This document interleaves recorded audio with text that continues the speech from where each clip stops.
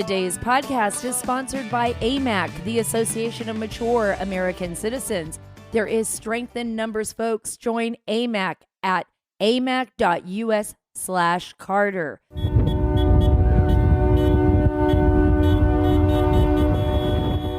That is the sound of freedom, folks. That is the sound of freedom. We're going to be talking about the Freedom Convoy today. 50 miles plus long fight for freedom in Ottawa, Canada, as truckers stand up to the vaccine mandates. That's going to be one of our big stories. We also have a very good friend of mine and somebody who I greatly respect, Chris Cabrera of the National Border Patrol Council. He's going to give us the update on how the Border Patrol is doing and, you know, folks, and how our agents in the Border Patrol are fed up with Biden administration policies that are purposeful, in my opinion, that have been laid out so that the border will be wide open, so that people will just come pouring in, and that our agents and our ICE officers and our law enforcement officials will be unable to do anything and have their hands tied behind their backs. I think the big question is why, and we need to keep pushing and pushing and pushing this until the Biden administration answers our questions and stops the madness. We're going to talk about the meeting, this recent big leaked video, right, about a meeting between DHS Secretary Alejandro Mayorkas and others with the chief in Laredo, Texas, which did not go well at all. And we saw it. We saw it on video all over Twitter, all over the internet, how the agents stood up to their management and said, we're not putting up with this anymore. In fact, I can't get it out of my head. You know how one agent was saying, we can't even say, you know, illegal alien anymore. And we can't, you know, the worst thing is for good men to do nothing. That's how evil succeeds. And these agents, they're right. They are right. We're going to be talking to Chris about that. I want you to please follow and subscribe. Get all the links at saracarter.com. That is saracarter.com. And folks, while you're there, sign up for our email list. Why? So that you don't get shadow banned.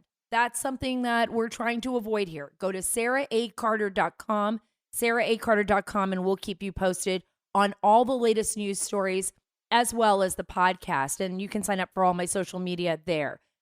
Folks, you know I love My Pillow. I love, love, love My Pillow products. Why? Because they're American products and because Mike Lindell is a true patriot. I bought them for my family at Christmas. I got them for my husband. He has the My Slippers. My daughter has the My Slippers. I have the great Giza Dream Sheets for my bed. In fact, every single room in our house has the Giza Dream Sheets. I believe in buying American products. I know that you do too. This is why I just keep pushing Mike Lindell, pushing, you know, mypillow.com. They're available in a variety of colors and sizes. It doesn't matter what sheet you buy. You will get, I promise you, a premium sheet. You'll also get the best slippers ever. You know, they make them in moccasin style, slip-on style. You have a 60-day money-back guarantee and a 1-year limited warranty on the sheets. You have a 4-inch hem on the flat sheets and the pillowcases. Save 60% now. I want you to listen to this because this is huge. 60% now with the Giza Dream Sheets flash sale. Go to mypillow.com. Click on the radio listener square and then use the promo code Carter at checkout. Or you can call 1-800-685-7221. That is 1-800-685-7221 to get the Giza Dream Sheets for as low as, listen to this, $39.99. You'll also find deep discounts on all My Pillow products, including the My Pillow mattress topper, My Pillow towel sets, and so much more. These will all be gone in a flash. So head to mypillow.com, promo code Carter, or call 1-800-685-7221. Sleep better with mypillow.com. So I want to start out with what I think is, there are two major stories that are developing. I'm going to get to the border with Chris Cabrera in a moment. But I want to talk about the Freedom Convoy because the media is trying to bury this story. And I'm talking about mainstream media outlets. They don't want to focus on it. This is what's happening all over the world, folks. This is not just about Canada. We saw the same issues and the same situations happening in Europe. We saw it in Austria. We saw it in other places throughout the world, even in Australia. where the government, supposedly a democratic government, has been so stringent on its citizens that they have faced like enormous pressure and lockdowns and arrests. People aren't taking it anymore. People are starting to see their freedom erode. And what I mean by that is it's never just about this mandate or that mandate. Remember, it was 2 weeks. We were supposed to be done with COVID. Remember that? Just stay locked down for 2 weeks to slow the spread. 2 weeks. 2 weeks became like 2 years. And now they're telling us we've got to give our children the jab, and they're telling us that we ourselves have to do this. And now the CDC, by the way, I don't know if you've been looking at all the stories out there, admits that natural immunity, even up to 2 years later, is better than the vaccine. We are not, I certainly hope that me saying the truth right now doesn't get me banned or removed. It's just crazy. So, Joe Rogan is facing all kinds of issues because what? Neil Young? Nobody even, I was like, my daughter was like, who's Neil Young? Didn't even know who he was. They want to put this pressure on you. They being the far left or people that have been terrified. People that have literally been terrified by the misinformation that was spewing out of the mouth of Dr. Anthony Fauci and others, and the World Health Organization and the CDC and China and everybody else.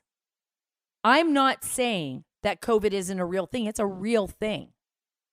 But we have not been given all the facts, and the facts are slowly spilling out years later. This is why the Freedom Convoy is so important, because people should have that right.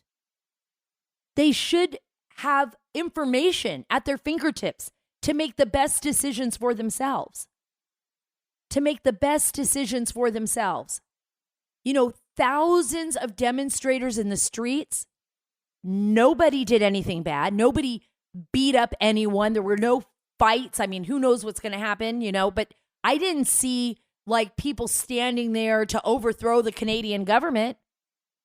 I also didn't see their intelligence apparatus, putting out, a memo that the people who are protesting are anti-Canadian,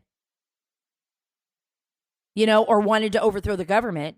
Oh, much like the FBI did here in the United States. I want to talk to you a little bit about freedom and why I feel it's so important, right? Because fighting for liberty, it can take on all kinds of forms.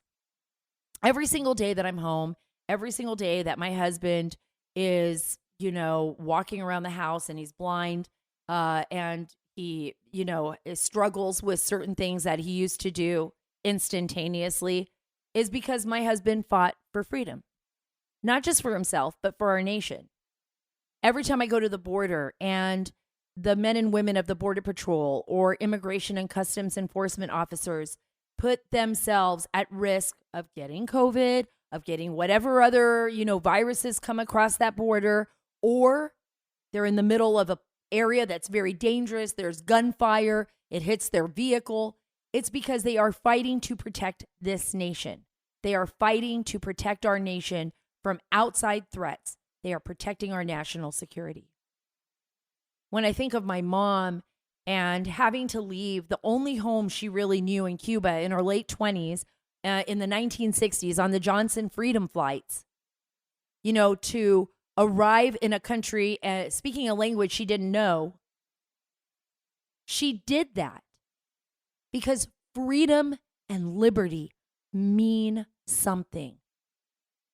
They mean something more than just the land that we stand on. It's an idea, right? It's an idea that is tangible. And why is that? Because we're human beings. And all of us, and I believe down to my Judeo-Christian roots, we have the right of free will, the right of choice. And when the government starts taking those rights from us, when they start slowly eroding our liberty and our freedom, and when we give it up so readily, then we're in big, big trouble, folks. But I think there's a lot to be hopeful for. I do. Because we're not just letting it go. There are so many of us here standing and backing our men and women in blue, backing our men and women in green on the border, backing those foot soldiers that are fighting for our freedom all over the world, whether those are intelligence agents who are overseas working for the United States, or officers working for the CIA, or our FBI right here at home. Yes, our FBI, the men and women in our FBI who are working every day to try to stop a terrorist. We are sending a message. We are sending a message. Now, there is something else happening in our country, something that terrifies me. And it's the weaponization of our agencies and our bureaucracy by senior officials on the inside, by what I believe are leftist Marxists within our government, who believe that they can utilize this fear, this fear of the COVID virus, this fear that has permeated for the last 2 years to gain more and more power in our country. That's not who we are. The reason Prime Minister Justin Trudeau, who, by the way, remember, he couldn't even remember how many times he wore blackface as a younger man. These are the kind of people that I'm talking about. Hypocrites. Hypocrites like Joe Biden. I'm sorry, President Joe Biden has made numerous statements that are filled with hypocrisy. And we could go on and on about, picking a black woman as a Supreme Court justice and, all of his racist statements in the past and everything else. These are people that do not connect with the everyday average Joe. And let me tell you this, the everyday average person, Joe or Jolene, is more powerful than all of them. Because we have the ability, once we see a wrong, to right it, to make it right. We get out there in freedom convoys and we roll down, down the roads, and we stand in front of the Prime Minister, the House of Parliament, and we say, we're not going to take it anymore in Canada. That's what they're saying. We are not. And by the way, I have lots of fans in Canada. I love you guys. I love Canada. One of my best friends is from Canada. And I love the fact that you're standing up and doing the right thing. And in America, did you guys see the rally with President Trump? And did you see how many people were there? It was incredible. Absolutely incredible. There is hope. We are not, this isn't over. I'm not saying I'm throwing in the towel. I'm worried. Yes, I am worried. I'm worried about how easy it was for communist China to kind of hold our entire planet hostage, and how easy it was over the last 2 years for people who wanted power in our country to seize on that, to erode our freedoms and to give themselves power. This is the reason why you just see all those photos of Gavin Newsom at the game, out there with no mask on again, smiling with Magic Johnson, doing whatever he wants to do. These are hypocrites. Hypocrites. You know who's not a hypocrite? None of us. No, those truckers. They said it from the beginning. You're not going to make me get the jab. I'm not going to do this. I want to be represented. I am not your guinea pig.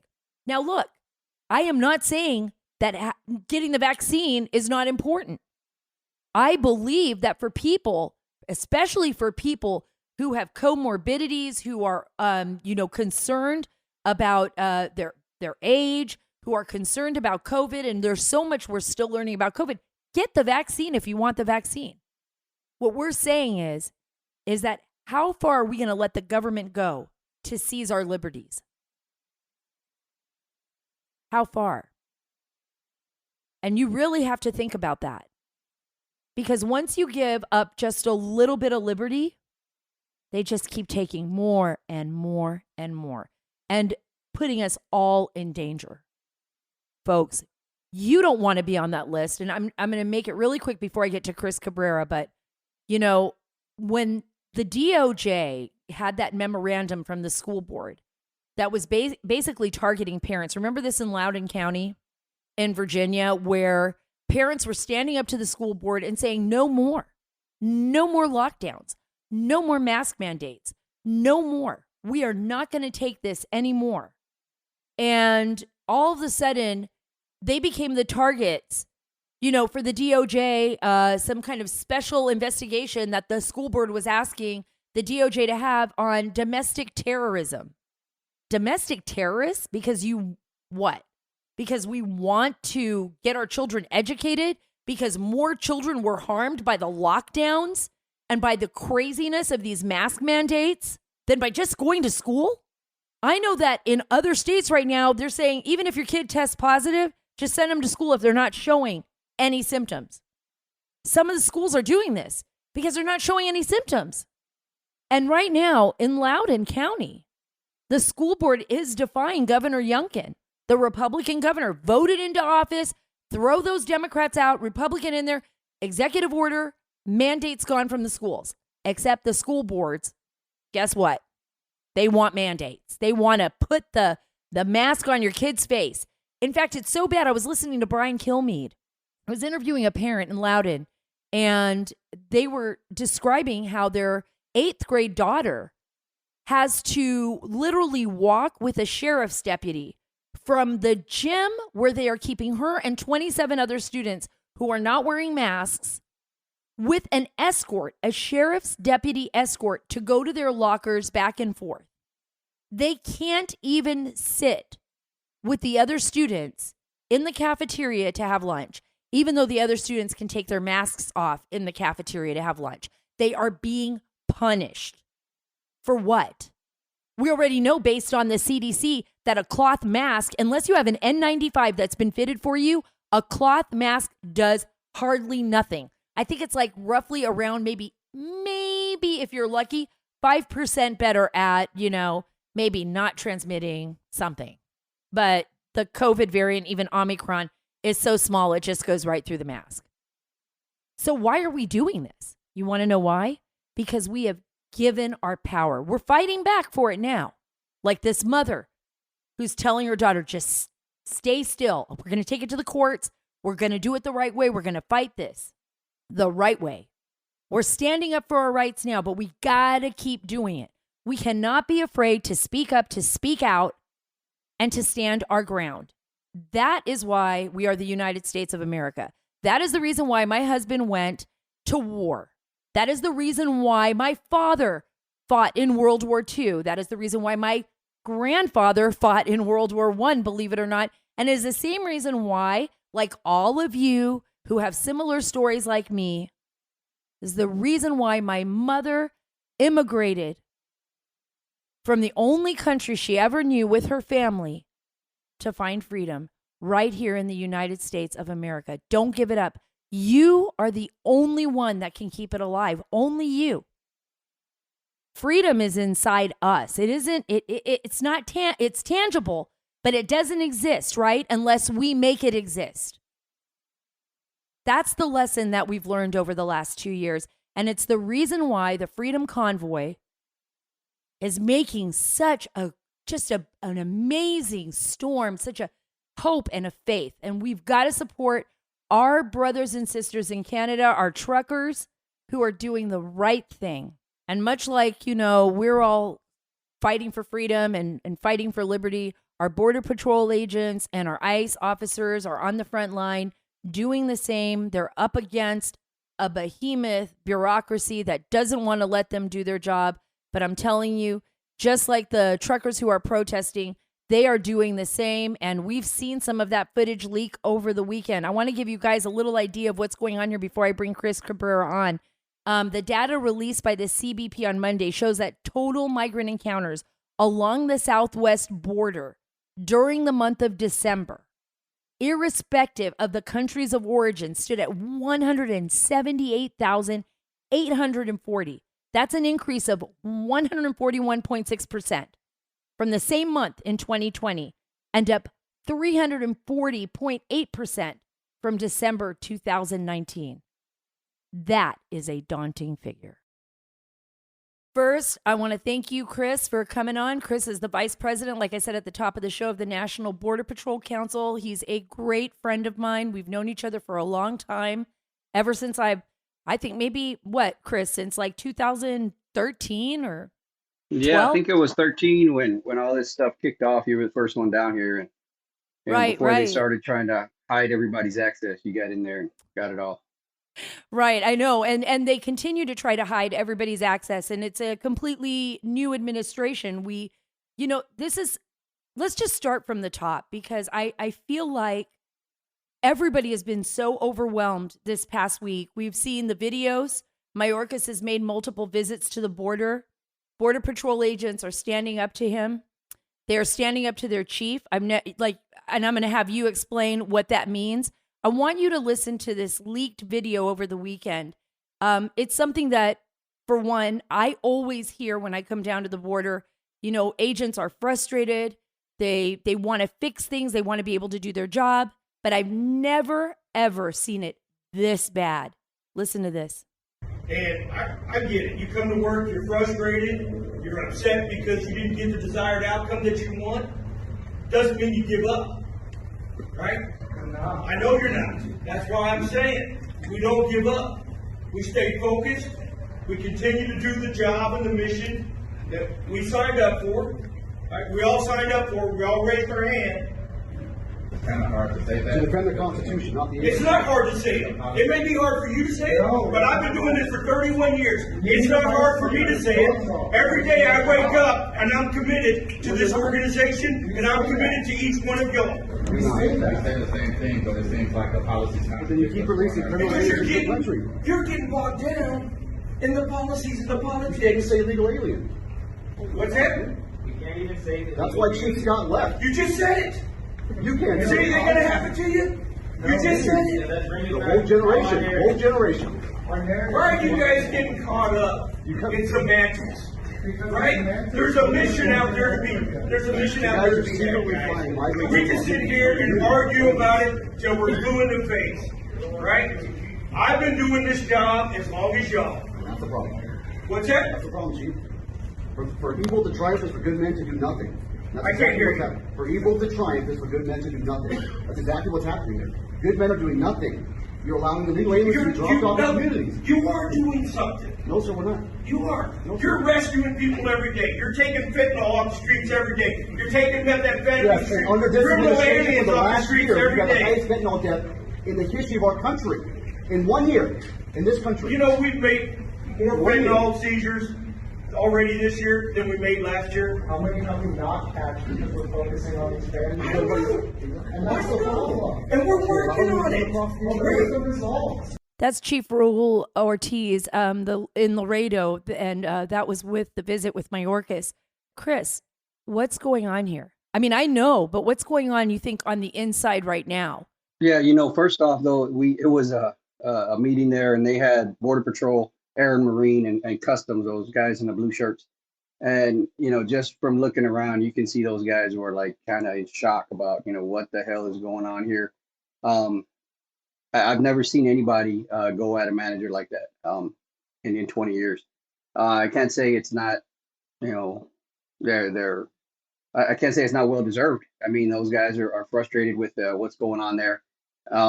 And with Laredo, you have a lot of guys that are more senior in the patrol. They're not afraid to speak out. So, and that's what they did. And I think what the chief said was, the agents are getting caught up in the policies and the politics. Well, I mean, we're not getting caught up in the policies and the politics. We're getting caught in them. I mean, that's their policies. It's their politics in DC, and they're forcing them on us. And we look to him, and he's the one that can stand up for us. He's the one that can and try and keep that crap from hitting us, but it's not happening. And this whole thing started with that whole issue there started with some of the agents having questions for Mayorkas about what's going on with our horse patrol guys. He came out and called our guys racist, and they wanted some answers. And then somebody asked him why he was wearing a Border Patrol jacket with a Border Patrol badge, and asked him if he had graduated the academy. And he said, no, he hadn't graduated the academy. And so one of the agents said, well, you haven't earned the right to wear my badge. So you need to take that jacket off. And, you know, Wow. Border Patrol agents are very proud of the job they do. And, you know, it was something we worked very hard for to get that badge. And it means a lot to us. And, you know, you shouldn't just be able to pick one up and slap it on, because that's just not how this works. That's right. And That's that, right. yeah. I was going to ask you this. You know, one of the men said, I mean, there were a lot of important moments in that video, and we're just showing a small clip of that.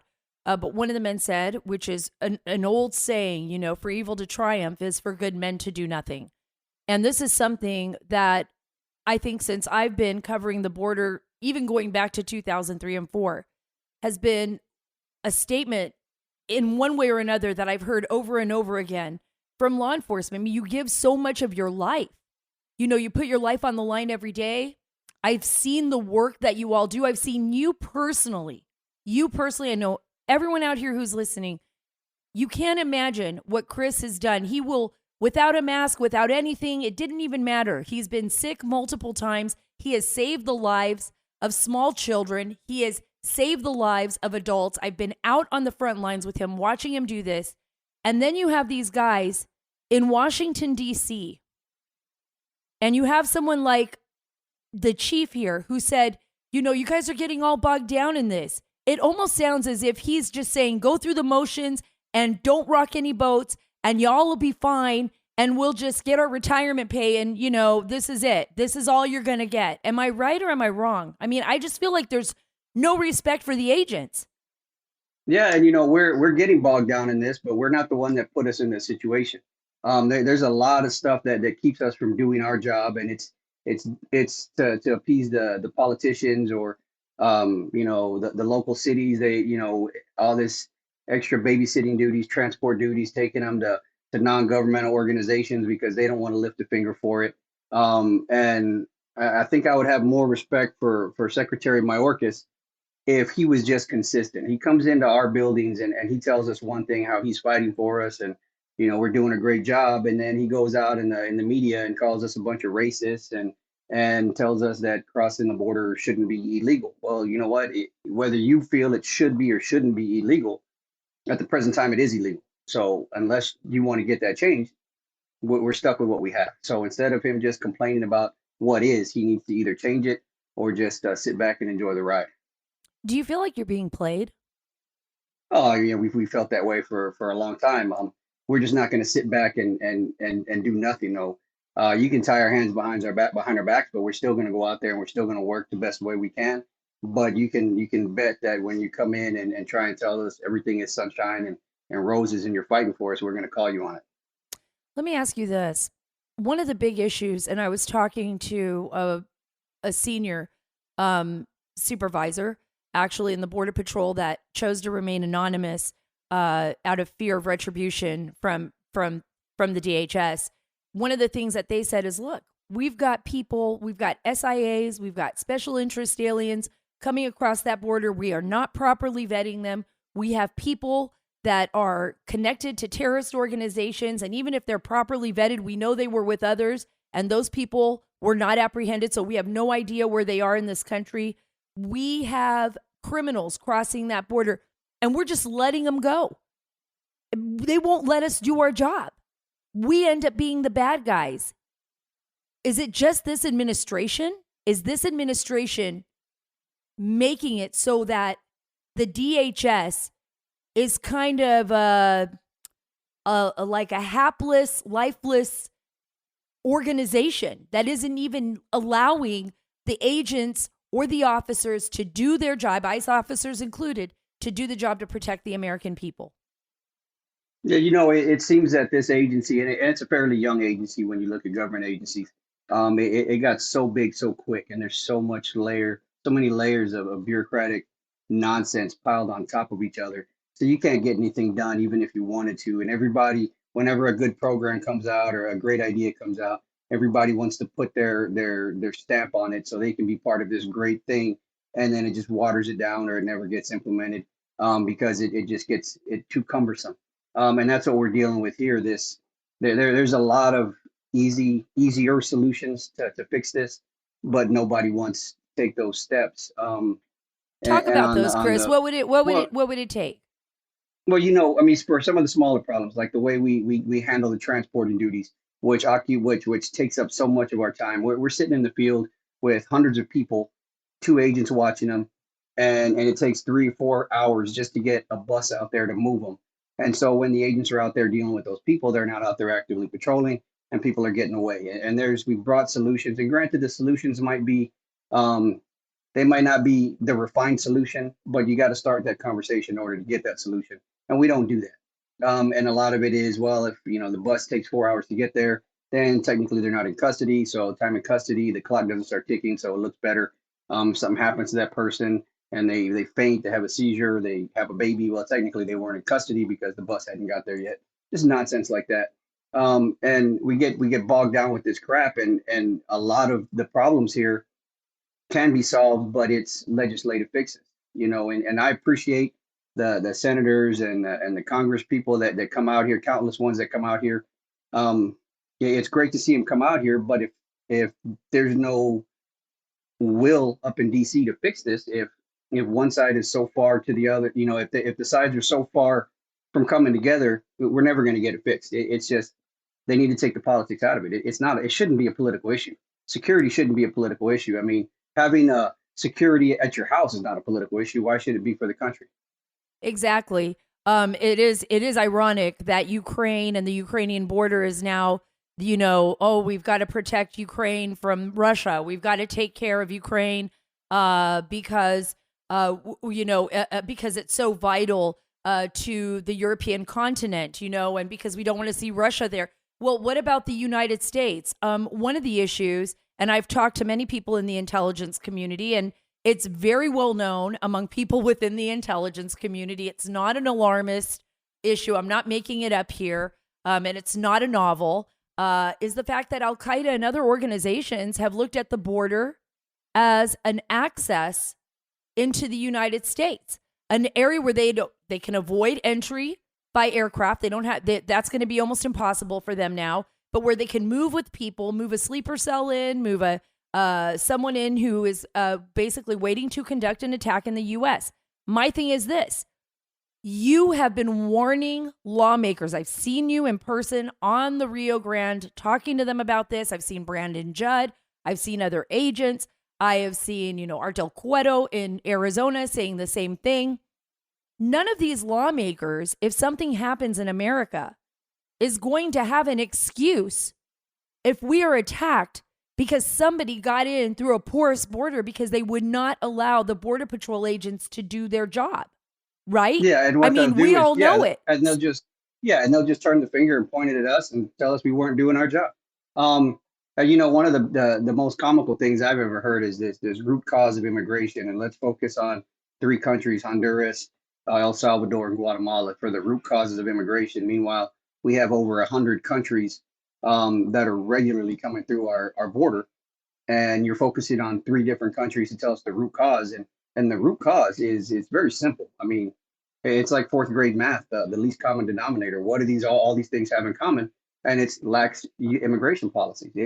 The policies supersede the law here for some odd reason, and we're allowing people to take advantage of it. And the root cause of all these immigration issues that we're having is the White House. That's the root cause of what we're dealing with now. It's not Guatemala. It's not transgender studies in Honduras. It's not anything else. It's what's going on in the White House, the political environment, and let's get everybody in. And that's what we think everybody wants to hear. So that's what we're going to try and do. And meanwhile, we got people pouring across at alarming rates. The other day, we had a lady that had an 11-day the baby was 11 days old, and she had crossed with this baby.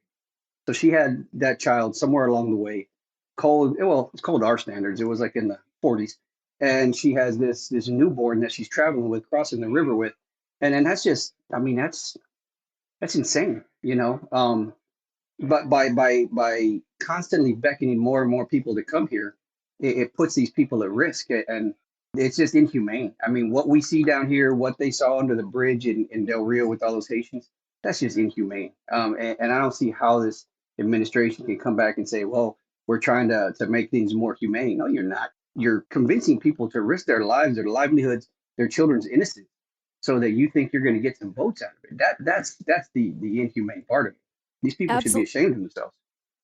Well, yeah, and I've seen it for myself, and it's horrific. It keeps going through my mind is like, not only are they trying to keep the Border Patrol agents from talking, because we know this, Chris, the only reason that you're able to talk, and Chris is a Border Patrol agent, but he is with the union. He is representing the union now, and he's a senior official in the union that represents the Border Patrol agents.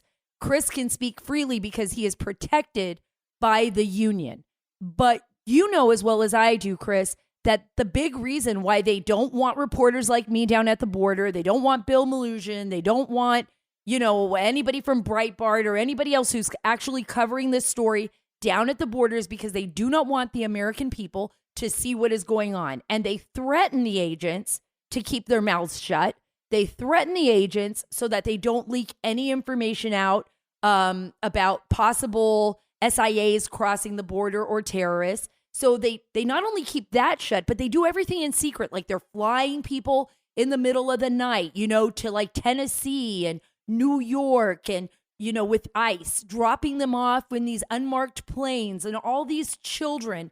And it's almost as if they're conducting their own covert operation. It's like the U.S. government is conducting a covert operation against its own citizens. It's crazy, but I don't even have any other way of expressing it. Am I wrong here? I No, can't figure you're it absolutely out. right. And on the ICE side, a lot of those guys that are tasked with going and getting violent offenders or sexual predators that they know where they're at, and they're tasked with going and getting them, picking them up, and getting them out of the country. They're not allowed to do so because they're stuck inside doing babysitting duties. So meanwhile, these hardcore criminals are out there preying on our families, and the people tasked with getting them out of here are babysitting. It's insane. I mean, it's just everything is backwards right here. And then our chief says, well, you're getting bogged down in the policies. Well, you're bogging us down in the policies. And Mayorkas is bogging us down in the policies. So yeah, we are getting bogged down, but it's not by our own doing. Right. It's not by your own doing. Explain what it's like, because I know so many people that are listening right now. It's always stunning to me, maybe because I've been down to the border so much, and you and I have seen so much down there. And in reality, as my source said, there are some things that we see that we wish we never would have seen. I remember being down there where the woman was profusely bleeding, and it was so horrific. Her 2-year-old daughter was standing right there. It was her mom's on the ground in the middle of this dirt road near the Rio Grande where there's nobody else around. We were so lucky that we found her, and just blood was coming out of her nose. She was dehydrated. She was sick. A lot of these people come into the United States too, that are migrants, just so everybody knows. They don't just release and go get a job and they're happy with their families. Some of them are actually in indentured servitude. They are slaves to the cartels that brought them in here. Explain what it's been like for you and for the agents out on the border in the Rio Grande Valley, what a really rough day out there looks like, especially as summer, approaches in spring. I mean, we know it's going to get really hot this summer, and if it doesn't slow down, you're going to see a lot of deaths. Yeah, and we saw a lot this past year. I know in one particular stretch of a week or so, we had one of our guys. He had an unresponsive child a toddler, 3 years old that passed away. Another one was 2 years old that passed away, and then a couple of days later, he had a medical call, and it was an older man that passed away. We had a lady that had a heat stroke and died in front of her children. A couple of years back, we had found 3 toddlers in the brush, along with one lady that had passed. We had a 9-year-old have a heat stroke and die in front of us. We've had countless females come up and just tell us just horrific stories of what happens to them on their journey here. And we've had other kids, and I remember we talked to one a while back, Sarah, that the girl was saying that there was a lot of people, a lot of young kids that in her group that just disappeared, and then Uh, two or three of them fell off the train. One was pushed off the train, and it was a 7-year-old girl. And it was just a group of children, a group of young girls. And if somebody wants them, who's going to stop these predators from taking them? And that's the humanity that this administration is talking about by letting those folks in. Yeah, you're letting them in, but what are you subjecting them to in the process? But if you say nobody's getting in, then nobody's coming, and they never have to face that horrific journey in the first place. And it's not just them, Chris. It's the American people too. I mean, it's like it's really terrible. I mean, for all of the horror stories that we're hearing about the people crossing the border, there's 12 and 13-year-olds in our schools right now that are dying of exposure to fentanyl. Maybe they think they're taking an Adderall or a Percocet, or even an adult, who borrows a pill from a friend because they didn't get their prescription or whatever. I mean, anybody, and all of you out there listening to me know this. Maybe you've gone to a cousin's house or a friend's house. You didn't have a prescription, so you have a pain in your back, and someone says, oh, here, take my Percocet. Now we're finding that 40% of the counterfeit pills that the DEA picked up off the streets are lethal. They are literally poison. So we're being poisoned too. And the cartels are controlling territory in our country. And that's the other thing is we're on the front end of that. We see that when it comes in. But once it gets past us, it doesn't affect us anymore. We don't have opioid problems down here. We don't have meth problems down here. I've never seen an MS-13 hanging around, downtown here. They'll come through. We'll catch them or we don't. But they don't stay in our neighborhood. They go to your neighborhoods. They go up to the North Texas, the Central Texas, the Oklahomas, the Virginia, Maryland, D.C., Florida, Atlanta, Washington State. They don't stay here. So this stuff in the long term affects your community a lot more than it affects my community. And that's what people don't understand. Why do you think this is happening, Chris? Why is this administration in particular, in my opinion, running a covert operation against the American people to bring in people from all over the world, and even including the risk of an attack here in the United States? I mean, I'm just being honest. Like, if I was the president, I would be terrified. I'd be like, I want that border shut. I want everybody vetted. I want to, I'd want to protect my nation. And then step two, I'm going to work with my Central American partners. I'm going to work with people overseas to ensure that we have a system based on laws. But that is not happening here. That is not happening here. My personal opinion is I think, the politics of it. You have a small portion of the country that is very, very far left, but they're very loud. And I guess the administration is equating the loudness with a number, and they think most people are on board with that when I don't care. I think most, whether it's left or right, I think most people lean towards the center at some point. I think most people aren't okay with what's going on, but for some reason, this administration is good with placating what's going on the far left, and they're afraid to speak out or put their foot down because they're afraid to be called a racist.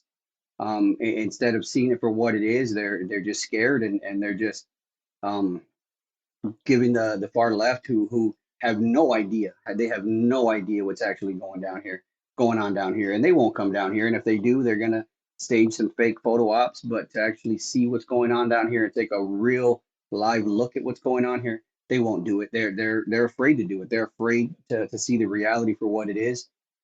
Their reality is what they say it is. I guess that's Nancy Pelosi's term there, but whatever they say it is, that's what it is. We don't know what we're talking about, but they do from 2,000-3,000 miles away. They know better than we do, I guess. What do the agents need? I mean, you're coming from the union's perspective. We're looking at, 3 more years of this presidency. What is it going to take, one, to stop this? What do the agents need? Well, there's two types of issues we have here. You have the gotaways, which are people that are trying to get away, and we need to be freed up to deal with those. The other aspect of is the people that are turning themselves in, and that can only be done on pen and paper. That's a legislative fix. So the legislators need to get to work and fix that. They can, you can't do a comprehensive immigration reform until you secure that border. So they need to go in there, secure this border. Once the border's secure, then they can figure out what they're going to do with everybody that's here, the 20, 30, 40 odd million that are here illegally. But that has to be done once the border's secure. If they want to send everybody back, keep everybody here, we don't care, but fix it. But you can't fix it until you get the legislative fix, the mandatory detention, mandatory removal, secure that border, and go from there. What happens if we don't do that, Chris? What happens if in the next 3 years it's just a free for all like we've seen over this last year? What's your worst fear? Yeah, we're letting everybody in. We're going to collapse over here. I mean, it might be a good time to buy land in Honduras because I don't think there's too many people left there. I agree, and I've seen it myself in Guatemala. And there is certainly a lot of concern, even among the governments there, of what's happening. As far as the drug cartels, and I know I've kept you a long time, but as far as the drug cartels, I just need you to describe to people who are listening, like, what it is you're all hearing and what you're dealing with on that border when it comes to the cartels. Well, the cartels have no allegiance to the United States. Their allegiance is to the United States dollar. So if you're willing to pay them to come in or bring something in here, as long as you're paying, they're going to do it. And as far as what we hear, literally, we hear gunshots every night from the Mexican border, from across. I mean, and I hate it for the people that live on that side, the honest folks that are living there in Mexico trying to scratch out a living, and you have these cartels that are fighting so brutally against each other just to control smuggling routes into the United States. It's a mess over there. It's just that country has gone so far down. It's just insane. But the cartels have really picked up the unlimited budget. They're manufacturing their own cocaine, their own meth right there in Mexico. They don't even need and their own fentanyl with the help of the Chinese, right? Yeah, and they don't even need to go to Colombia anymore to get shipments. I mean, everything's done there, and they're brutal. They are a brutal bunch of people out there. They'll kill you just as soon as they look at you if you get in your way. And it's eventually going to bleed over into our country. It has, but in a large scale, and we're going to be in real trouble at that point. But it's kind of like we're like going blind slowly. We just little by little we're going blind, and before you know it, it's too late. It's irreversible, and people are denying the fact that there's spillover crime. Yet there is, but nobody wants to admit it for political reasons. And before you know it, we're going to be so far behind the 8 ball, we'll never get out. And very last message to President Biden. What do you have to say to President Biden? I know he probably won't listen to this, but I'll definitely push it out there. Yeah. It's time to wake up. It's time to wake up and do what you said you're going to do. You're going to be more moderate, or, I don't even think he realizes what that means anymore. But come on down here. Come on down here and look. Come on down here and take an honest look. I believe if the guy gave it an honest look and did what was right in his heart, as opposed to listening to others, I believe he could fix this. I don't think he will, but I think he could. And I think it's time to look at the humanity of this, see what these people are really going through. You can't fix something unless you look at and see what the problem is. And he needs to come down here and look. From your mouth to God's ears, but honestly, I think they all know what's going on down there and they just don't care, and they're going to continue to do it. I just hope I'm wrong.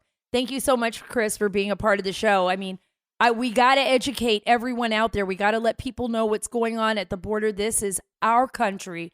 It's our nation. We won't be able to protect not even our neighbors if we can't protect ourselves. So thank you so much for being a part of it. And anything that our audience can do to help support the Border Patrol, you guys get out there, support your men in blue, your men and women in green, everybody out there who is doing the hard job that is fighting the good fight and protecting our nation. And that's you, Chris. Thank you so much.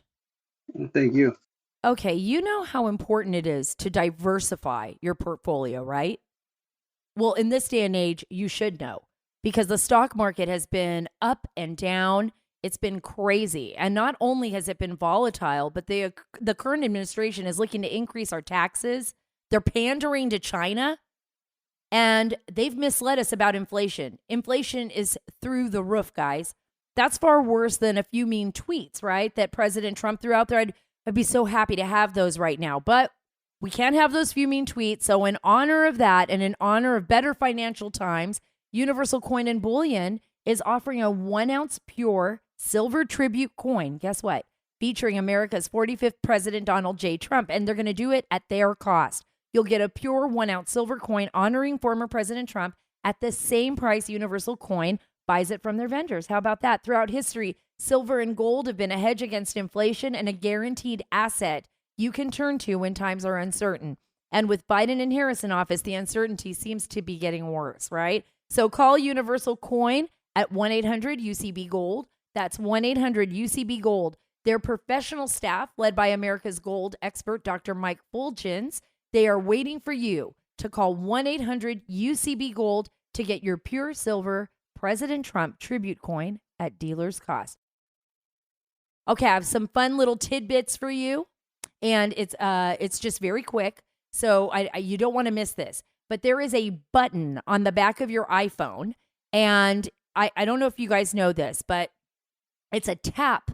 It's like a secret kind of tap button, and most people don't even realize this. If you go into your iPhone and go into settings, and you turn on back tap, you are going to be able to do so many things. This is for iPhone holders that you never would have imagined. And it's not because I'm a techie expert. I'm not. I was just reading that on the internet right now. So, hey, thank you so much for being a part of the Sara Carter Show. I love being here. I love being able to communicate with you one-on-one. I just love this podcast. And mainly, it's because I love freedom. And freedom allows us to speak, to get our ideas out, exchange ideas. So I expect you to do that. Go to all of my social media links, link up with me on Twitter at Sara Carter DC, or go to Instagram, or feel free to email me. Just go, if you go to my Twitter account, you'll see my email right there. Send me tips. If you've got something you want me to break, send it to me. I promise you I will look into it or find someone who will. Look, it's about you. It's about me. It's about our great nation. It's about liberty and freedom. God bless you. And God bless the United States of America.